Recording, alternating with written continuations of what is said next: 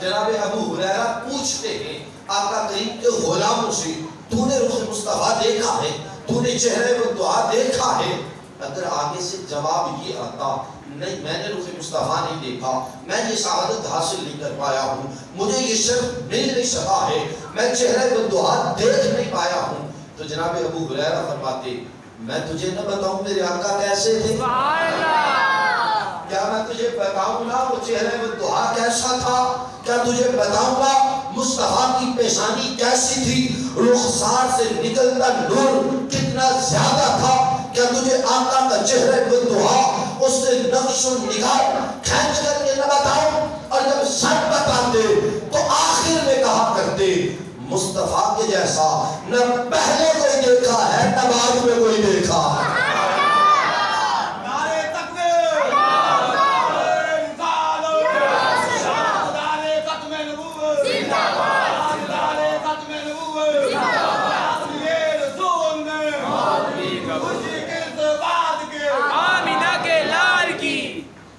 بظاہر یہ دیکھ کر کوئی بنیادی مسئلہ تو نہیں، کسی سے یہ تو نہیں پوچھا جائے گا کہ تجھے نورانیت مصطفیٰ کے بارے کتنا علم ہے، تجھے آقا کریم کی چمک دمک کے بارے کتنا علم ہے۔ بظاہر کوئی بنیادی عقیدہ تو نہیں تھا، اسلام کے بنیادی رکن میں سے بظاہر بنیادی رکن تو نہیں تھا، نماز روزہ حج و زکات کا کوئی معاملہ تو نہیں تھا، مگر جناب ابو ہریرہ بتا رہے ہیں نمازیں بھی قبول ہوں گی تو رخ مصطفیٰ کا صدقہ، زکاتیں بھی معراج کو پہنچے گی تو رخ مصطفیٰ کا صدقہ، اگر حج و زکات قبولیت کی سند کو پائیں گے تو رخ مصطفیٰ کا صدقہ۔ اس لیے پوچھ پوچھ کے بتا رہے ہیں تو نے رخ مصطفیٰ دیکھا ہے؟ نہیں دیکھا تو میں بتاتا ہوں۔ تو نے دیکھا ہے؟ اگر نہیں دیکھا تو میں بتاتا ہوں۔ اور پھر بتاتے ہوئے بھی حد کرتے فرماتے نہ اس جیسا پہلے دیکھا ہے نہ اس جیسا کبھی بعد میں دیکھا، اس جیسا رخ، اس جیسا حسین چہرہ، اللہ اکبر۔ اور اگر حضرت کعب بن مالک رضی اللہ تعالیٰ عنہ مشکوٰۃ شریف کی حدیث بات ہے، اگر آپ کی بات کریں جناب کعب بن مالک کی بات، آپ فرماتے ہیں میرے آقا لجپال جب خوش ہوا کرتے، آقا کی خوشی کی بات ہو تو خوش ہو جایا کرتے۔ یہاں ضمناً رکیے، رک کے آپ کو بات بتاؤں شاید آپ کا ذوق بڑھ جائے۔ چہرہ مصطفیٰ کی بھی بات ساتھ ہی میں ہے اور یہ ذوق کی بات بھی ہے۔ جب حضور پیر مہر علی گولڑے کے تاجدار جب بریلی شریف میں جاتے ہیں نا سیدی اعلیٰ حضرت امام احمد رضا سے ملنے کے لیے، تو سیدی احمد رضا حدیث رسول پڑھا رہے تھے، حضور پیر مہر علی نے جب وہ منظر دیکھا نا تو واپس آئے، لوگوں نے کہا حضور آپ خون رسول ہیں، ایک پٹھان سے ملنے گئے تھے، آپ آل رسول ہیں، ایک پٹھان کو آپ ملنے کے لیے گئے، حضور آپ نے وہاں کیا دیکھا ہے؟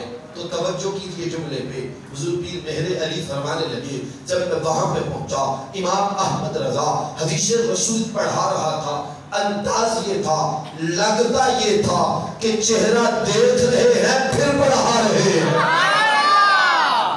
پڑھانے کا انداز یہ تھا۔ حضور یہ کیا بات ہوئی؟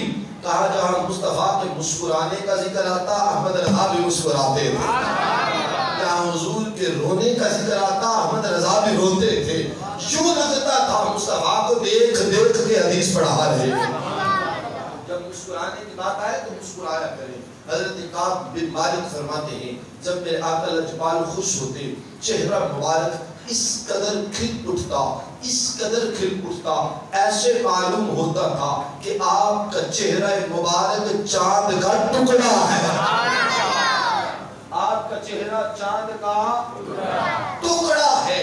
یہ جناب کعب بن مالک نے کہا، لیکن اگر حضرت جابر سے پوچھیں، جناب جابر آپ بتائیے نا، جناب کعب نے تو کہا یوں لگتا تھا جیسے چاند کا ٹکڑا ہے، تو جناب جابر رضی اللہ تعالی عنہ آپ فرماتے کسی رات مجھے کوئی مسئلہ تھا، میں دربار رسالت میں حاضر ہوا، دہلیز مصطفیٰ پہ پہنچا، دستک دی، انتظار میں تھا کہ قریب تشریف لائیں، تو میری نگاہ آسمانوں کے چاند پہ گئی، جو چاند 14ویں کا تھا، پورے آب و تاب سے چمک رہا تھا، مطلع صاف تھا، بادل کوئی نہیں تھے، وہ چاند صاف نظر آ رہا تھا، پورے آب و تاب سے چمک رہا تھا.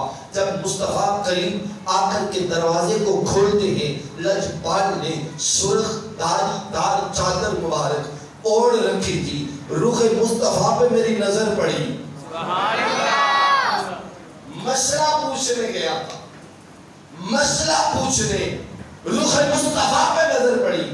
حضرت جابر فرماتے ہیں وہ سوال جو تھا وہ وہیں پہ دفن ہو گیا. ایک نظر رخ مصطفیٰ کو دیکھتا، ایک طرف 14ویں کے چاند کو دیکھتا.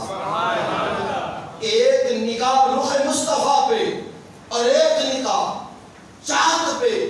آپ فرماتے ہیں جو چاند کو دیکھتا رہا تو جواب آیا. اس جواب کو کسی شاعر نے اپنے قلم کے ساتھ تحریر کیا.